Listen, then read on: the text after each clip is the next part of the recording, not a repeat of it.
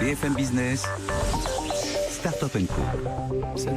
Startup Co ce soir, donc avec Tilki, 2 E à la fin, Tilki sur le tracking de documents, expert donc en tracking de documents. Sylvain Tillon, bonsoir. Bonsoir. Un ancien de la BFM Academy, vous aviez fini dans le top 5 l'an dernier, la BFM Mac. Alors on est maintenant à la 13e édition, ça fait très très longtemps qu'on vous parle de start-up évidemment sur BFM Business, largement avant tout le monde, et on en est très fiers. Comment marche votre solution, comment marche Tilki? Il faut nous rappeler, pour ceux qui ne vous ont pas suivi l'an dernier dans la BFM Mac, Sylvain. Tilki, c'est une solution qui ajoute des trackers invisibles et légaux sur vos documents numériques, vos PDF, vos docs, vos Excel, vidéos, images. Et on va analyser les mouvements de souris de la personne à qui vous avez envoyé votre document. Et on va savoir ce qu'il a lu, quelle page, combien de temps par page, dans quel ordre, où est-ce qu'il s'est arrêté, qu'est-ce qui l'a plutôt intéressé. Et on va même jusqu'à noter sa lecture en fonction de comment il l'a lu. Et on va vous dire, il semble plutôt intéressé par ce sujet-là, ou c'est pas le bon moment. Invisible et légaux, vous l'avez dit vite. Super important. D'accord, c'est pas illégaux, c'est et légaux. Et légaux, tout à fait.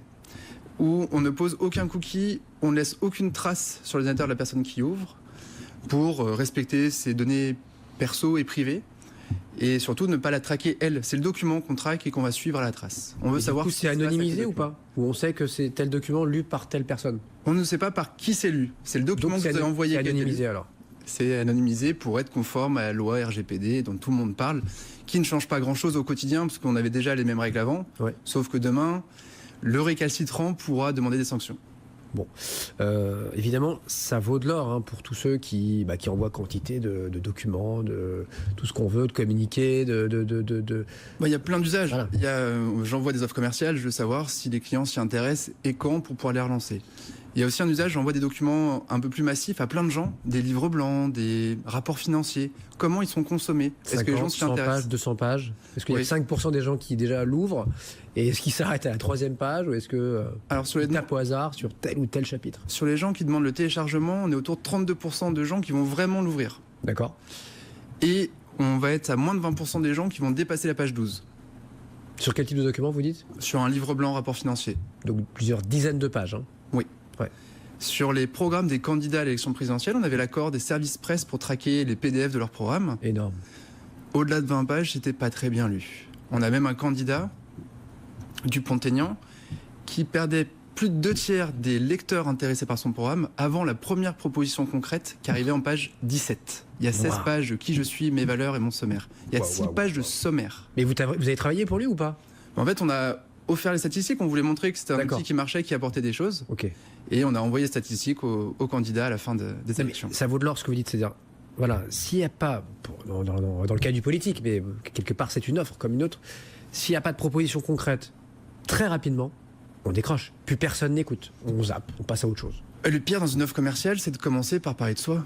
Et c'est souvent le cas. Il y a 10 pages de « Regardez ma boîte comme elle est bien ». Mais le prospect qui est venu vous voir, c'est qu'il était intéressé par vous.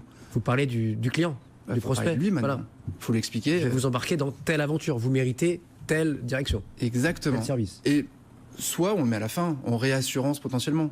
Mais il faut aller nous, vite on à est l'essentiel. ici à la fin, effectivement. Nous, au fait, on a telle ou telle expérience. Voilà nos références. Ils nous font confiance. Voilà. Exactement. Mais là, l'avantage, c'est que c'est pas un consultant qui va vous dire ça. C'est des statistiques. À la fin, vous allez voir que vos documents sont plus ou moins bien lus. Bon, Tilki, ça marche déjà très bien, Sylvain. Pardon, je vous coupe, mais il faut qu'on accélère. Mais du coup, là, vous levez 3,5 millions d'euros, donc deuxième belle levée de fonds pour vous, alors que vous avez déjà des centaines d'entreprises clientes. Tout à fait. Et vous levez 3,5 millions d'euros. Qu'est-ce que vous allez faire avec ça, Sylvain? Développement en Europe. On souhaite vraiment être numéro 1 en Europe. Alors, on n'a pas réellement de concurrence sur le marché européen, mais on n'est pas complètement présent encore en Allemagne et en Angleterre. Et on regarde à acheter soit des entreprises localement, soit ouvrir des bureaux très vite. Et on doit dépasser les 5 millions d'euros de chiffre d'affaires d'ici 2 ans et faire plus de 30% de notre chiffre à l'export. La langue, c'est pas un problème pour vous?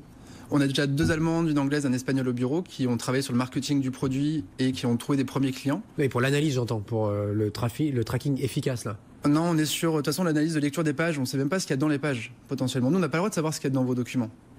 On a une clause de confidentialité. En fait, c'est critères objectifs, quoi.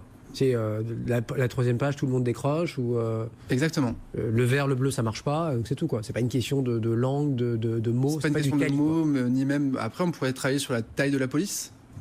Ou sur le formatage des documents.